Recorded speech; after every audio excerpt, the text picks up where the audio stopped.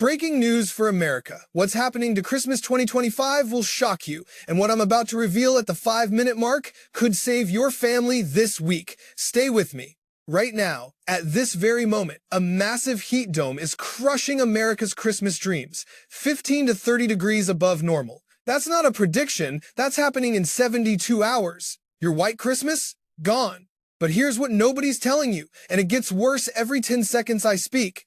The Christmas heat dome covers 80% of the continental United States. Texas will hit 80 degrees on Christmas Day. Missouri, Oklahoma, Kansas, all breaking records. St. Louis approaching 70 degrees while families try to celebrate the birth of our Savior. Is this the weather we prayed for?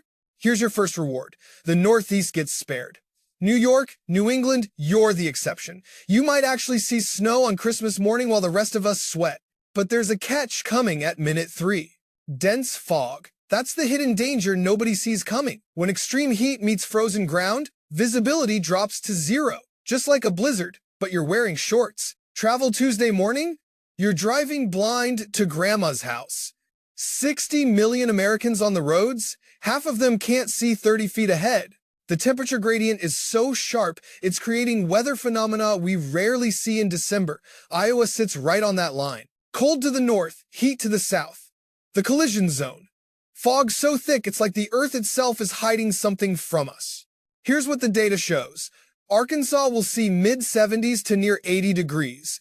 Western Tennessee, same story. Southern Oklahoma touching 80. This is December 24th, December 25th, the day we celebrate Christ's birth in Bethlehem, and America is experiencing summer temperatures. But wait, there's something critical you need to know. The West Coast is about to get destroyed, and this is where your 5-minute promise gets delivered. Listen carefully. California's Sierra Nevada mountains are facing a catastrophic event. Not just snow, a blizzard. 60 to 120 inches in 48 hours. That's 5 to 10 feet of snow. But here's the killer detail. Winds gusting 55 to 60 miles per hour. Whiteout conditions, 0 visibility. Donner Summit will close. Interstate 80, Highway 50, completely impassable. If you're planning to cross the Sierra on Christmas Eve, you're risking your life. Stranded, no rescue possible. Heavy wet snow that snaps tree branches causes power outages. Families in the high country preparing for a dark Christmas. Literally, no electricity, no heat. Just snow and darkness while the rest of America sweats. The Pacific Northwest gets hammered too. Intense rain, intense wind, flooding and power outages from Washington to Northern California. The entire West Coast suffers while Middle America complains it's too nice. Keep that perspective in your heart. Some are freezing in darkness, some are sweating in confusion, all during the holiest time of year. Here's the question that should trouble every believer. Why is this happening now? I'm not saying it's judgment, I'm not saying it's prophecy, but I am saying pay attention. When creation itself behaves this strangely during Christmas week, maybe we're meant to notice something deeper than just weather patterns. Temperature discrepancies this extreme are rare. The models show it clearly. That giant ridge out west, pushing warmth across the Rockies, spilling into the plains, flooding the Ohio Valley with summer air in December. It propagates slowly, methodically, like something deliberate is unfolding. Christmas Eve arrives in 72 hours. Forecasters call this a legitimate heat wave by December standards. Record-breaking highs across Texas, Oklahoma, Missouri. Places where folks should be bundling up are instead turning on air conditioning.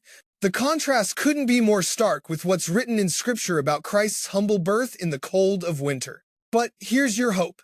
This doesn't last forever. Cold air returns after Christmas, 2 major shots of Arctic air coming down. The first one arrives the day after Christmas, December 26th. Heavy snow possible for the Mid-Atlantic and Northeast. Models show signals of an impactful winter storm. Not definite yet, but the signal is there. The second cold blast hits around New Year's. Even bigger, even colder. Bone-chilling temperatures return to the Ohio Valley, Great Lakes, Northeast, maybe even the Mid-Atlantic and parts of the Southeast. This one has less moisture but more raw cold. The kind that makes you question why you live where you live. So here's the timeline. Christmas Day heat, December 26th, possible snow in the east, New Year's major cold outbreak. The ridge buckles back up over the west after that. The pattern keeps shifting, keeps changing, like creation can't quite settle into rhythm. What does this mean for you personally? Three things. First, if you're traveling to the West Coast, cancel or delay. Don't cross the Sierra. Don't risk your family's safety for a holiday gathering. Second, if you're driving anywhere Tuesday morning through Thursday morning, expect fog. Dense, dangerous, vision-killing fog across the Midwest, Ohio Valley, Upper Midwest, Plains. Drive slow. Use hazard lights. Give yourself triple the normal time. Third, prepare for rapid changes after Christmas. That warm weather disappears fast. The cold returns with vengeance. Make sure your home heating system works. Check on elderly neighbors. Stock up on essentials before the rush happens. Historical context matters here. December heat domes aren't unprecedented, but this one is unusually strong and widespread. The Climate Prediction Center outlook shows above-average temperatures dominating the 6 to 10-day forecast. Most of America, not just a region, most of the entire country. That's unusual. That's statistically significant. The Northeast corridor from Boston through New York down to Philadelphia might actually qualify for White Christmas designation. Some snow before Christmas, cold enough to stick around. You're maybe 5 to 10% of the country getting what everyone imagines Christmas should look like. Everyone else gets confused. Here's something nobody else will tell you. There's wisdom in accepting what we cannot change. We can't change the weather. We can't make it snow in Texas. We can't stop the blizzard in California. But we can adjust our expectations, protect our families, and find meaning in the circumstances God allows. Maybe that's the real message here. The fog phenomenon deserves more attention. When warm, moist air moves over ground that's been frozen for weeks, condensation occurs rapidly. Microscopic water droplets suspend in the air near ground level. Visibility can drop to 1/8 of a mile or less. Some areas might see near zero visibility. Driving becomes extraordinarily dangerous. Accidents spike, highways close, travel delays cascade. 60 million Americans traveling for Christmas this year, many of them driving through this fog zone. The potential for tragedy is real. Please, please, please check weather conditions before you leave. Build in extra time. Don't push through dangerous conditions just to arrive on schedule. Your family needs you alive more than they need you on time. California's snow situation is genuinely life-threatening. Mountain communities can get cut off for days. Roads become impassable. Power lines snap under snow weight. Emergency services can't reach people. If you live in the High Sierra or you're visiting, prepare now. Food, water, batteries, blankets, medication, cash. Everything you need to survive alone for 72 hours minimum. The blizzard warning means sustained winds of 35 miles per hour or greater with considerable falling or blowing snow, reducing visibility frequently to less than 1/4 mile for 3 hours or more. This isn't a gentle snowfall. This is a violent atmospheric assault, nature unleashing raw power on Christmas Eve. Think about that imagery. Some might see this as creation groaning, as Romans 8 describes. All creation subjected to frustration, waiting for redemption. I'm not saying that's definitely what this is, but I am saying the Bible talks about creation itself reflecting spiritual realities. When weather goes this haywire during the celebration of Christ's incarnation, it's worth pondering. Here's your Minute 15 reward. The pattern breaks around January 1st. Long-range models suggest a more seasonal pattern returning in early 2026. Not warm, not extreme cold, just normal January weather. The chaos settles, the extremes moderate. Things return to something resembling normality. There's your hope. But between now and then, we've got this wild ride to navigate. Christmas Day highs: Dallas 78 degrees, Oklahoma City 76 degrees, Kansas City 68 degrees, St. Louis near 70 degrees, Little Rock 74 degrees, Memphis 72 degrees. These aren't spring temperatures. These are summer temperatures by December standards. Contrast that with the Sierra. Blizzard, whiteout, multiple feet of snow, 50-mile-per-hour winds, power outages, road closures, potential fatalities. The geographic disparity is stunning. Drive 8 hours from California's coast to Nevada's border, and you go from flood and wind to historic blizzard, all happening simultaneously on Christmas Eve. Minnesota stays cold, despite being technically above average, because average in Minnesota in December is brutally cold. Above average just means slightly less brutally cold. Still freezing, still winter, still miserable if you don't dress right. But the real warmth corridor runs from Texas through Oklahoma, Kansas, Missouri, Arkansas, Tennessee, Kentucky, Southern Illinois, Southern Indiana, Southern Ohio. That's where Christmas feels wrong. The Ohio Valley specifically gets the strangest conditions. Warmth from the south, cold trying to hold on in the north, moisture trapped in between. Recipe for that dense fog. Recipe for confusion. Weather patterns colliding exactly where tens of millions of people live and travel. Here's Minute 17 data. The Climate Prediction Center's 6 to 10-day outlook remains unchanged. High confidence in above normal temperatures through December 30th for most of the country. High confidence in the heat dome persistence. This isn't uncertain. This is locked in. The models agree. The pattern is established. Expect warmth. But those cold shots after Christmas? Those are less certain. Models sometimes overdo cold air intrusions. Sometimes they underestimate them. That December 26th system could be a major snow producer, or it could fizzle. That's why I'm focusing your attention on the definite stuff. Christmas heat dome, West Coast blizzard, those are certain. Everything after is probability. Probability matters though. 50% chance of significant snow in the Northeast on December 26th is worth preparing for. Not panicking about, but preparing for. Have a snow shovel ready, have salt for the driveway, have food in the house. Basic preparation honors the gift of foresight God gives us through meteorology. The New Year's cold outbreak looks more robust in the models. Bigger signal, stronger agreement between different forecasting systems. Bone-chilling cold returns to the Great Lakes and Northeast, maybe even a big winter storm. Too early for specifics, but the pattern strongly suggests significant cold and possibly significant snow around January 1st. What's the spiritual application here? Unpredictability. We plan. God laughs, as the saying goes. We expected a white Christmas. God sends heat. We expected pleasant California weather. God sends a blizzard. Our expectations don't dictate reality. Reality dictates our response. Flexibility, humility, acceptance. These are virtues weather teaches us whether we want to learn or not. 72 hours until Christmas Eve. Use this time wisely. Confirm travel plans. Check weather forecasts obsessively. Have backup plans. Communicate with family. Don't let pride or stubbornness put you in danger. If conditions are bad, stay home. Christmas happens in the heart, not in a specific location. Jesus came to earth, yes, but his presence isn't limited by geography or weather. The West Coast deserves emphasis again, because I want this seared into your memory. If you're in California's mountain regions Christmas Eve, you're in serious danger. If you're trying to cross the mountains Christmas Eve, you're in serious danger.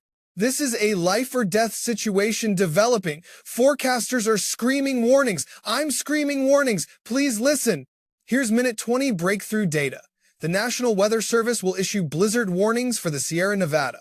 They'll issue winter storm warnings for the Cascades. They'll issue wind advisories for coastal California. They'll issue flood watches for the Pacific Northwest. All of this simultaneously. Multiple life-threatening situations all at once. Christmas chaos on the West Coast. Meanwhile, the National Weather Service will issue dense fog advisories for the Midwest and Ohio Valley. Not life-threatening typically, but travel-threatening absolutely. Delays, accidents, frustration, stress. Millions of Americans struggling through fog to reach family gatherings. Some won't make it on time, some will have accidents, some will turn back. Have grace for those situations. Temperature records will fall. Not everywhere, but in specific locations where the heat dome peaks. Local weather offices will document these records. History books will note 2025 as the year Christmas turned warm across America's heartland. Your grandchildren might ask you about it someday. You'll remember this forecast. You'll remember how strange it felt. But you'll also remember how you responded. Did you panic? Did you prepare? Did you help neighbors? Did you share information? Did you pray for those in danger on the West Coast? Did you thank God for your blessings even when weather didn't cooperate with your preferences? These questions matter more than the weather itself. Here's Minute 22 wisdom. Complaining about warm Christmas weather while Californians face life-threatening blizzards is selfish. Perspective matters. Gratitude matters. Some people's inconvenience is other people's tragedy. Keep that straight in your heart. If your biggest problem is wearing short sleeves on Christmas, you're blessed beyond measure. The pattern after New Year's looks seasonally cold. Not extreme, just normal January cold. The kind of cold that's supposed to happen in winter. Highs in the 30s and 40s across the Midwest and Ohio Valley, 20s and 30s in the Northeast, teens and 20s in the Northern Plains. Regular winter weather. The way God designed seasons to function. Maybe that's part of the lesson here. We've been spoiled by generally mild winters recently in many areas. When extremes hit, whether extreme warmth or extreme cold, we're shocked. But extremes are part of how weather works. Variability is built into the system. Expecting consistency is irrational. Expecting surprise is wisdom. Final critical points for your safety. 1. Avoid West Coast mountain travel Christmas Eve and Christmas Day. 2. Expect dense fog if traveling in the Midwest or Ohio Valley Tuesday through Thursday. 3. Prepare for rapid cold return after Christmas. 4. Check weather updates constantly because conditions can change. 5. Have backup plans for everything. This is not normal Christmas weather. But nothing about our times is normal. We live in an age of extremes, of disruptions, of patterns shifting. Maybe weather is just reflecting larger cultural and spiritual shifts. Maybe it's random chaos. Maybe it's both. Either way, our response remains the same. Prepare, pray, proceed with wisdom. God gave us brains to think with. God gave us technology to forecast with. God gave us community to support each other with. Use all three. Think ahead. Check forecasts. Help neighbors. That's how we honor the gifts we've been given during challenging times. Christmas celebrates God entering human chaos, human confusion, human suffering. Jesus wasn't born into perfect conditions. He was born in a stable because there was no room anywhere else. His first visitors were shepherds, society's outcasts. His family fled to Egypt as refugees. Christmas has always been about finding God in difficult circumstances, not perfect ones. So if your Christmas is hot when you wanted cold, or foggy when you wanted clear, or dangerous when you wanted peaceful, remember, the first Christmas wasn't perfect either. But God showed up anyway. Emmanuel, God with us. In the heat dome. In the blizzard. In the fog. In the confusion. God with us. 60 seconds left. Here's your final forecast. Christmas Day will be extraordinarily warm across most of America, except the Northeast. The West Coast will be extraordinarily dangerous with multiple life-threatening situations. The day after Christmas brings possible snow to the east. New Year's brings another major cold outbreak. Normal winter returns by early January. Travel safe. Prepare well. Help others. Check forecasts. Have backup plans. Don't take unnecessary risks. Your life matters more than any holiday gathering. Your family needs you alive. Make smart decisions based on real conditions, not wishful thinking. And remember this, weather changes, but God's faithfulness doesn't. Seasons shift, but God's love remains constant. Christmas happens in the heart, not in the thermometer. Focus on what matters. The birth of Christ. The love of family. The blessing of life itself. Everything else is just weather. Important weather, dangerous weather, but still just weather.